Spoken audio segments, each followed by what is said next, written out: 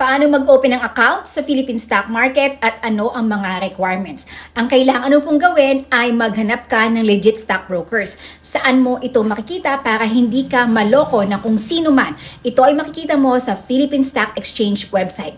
Ilalagay ko yung link dito. Pag hahanapin mo ay trading participants and then online directory. Nandun na lahat na listahan ng mga legit stockbrokers from letter A to Z.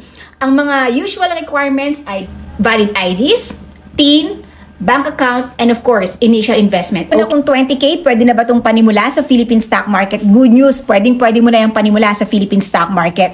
Actually, pwede mo na nga yung parang gawing bank savings account eh. Yung pera mo, ipapasok mo sa iyong trader's account, and then kapag meron ka nakitang stocks na magandang bilhin based sa iyong investing or trading plan, pwede mo siyang bilhin. Kasi ang charges naman ng mga stockbrokers is for every buy and sell lang eh. Kung wala kang bibilin, wala kang ibebenta, walang charge. Ang difference lang ng bank savings account mo at saka ng iyong investment sa Philippine Stock Market ay yung kita mo sa Philippine Stock Market pwede pang kumita through dividend investing. Kasi ang dividend investing, simplest way of investing yan sa Philippine Stock Market. Hindi mo kailangan i-monitor yung stocks mo regularly.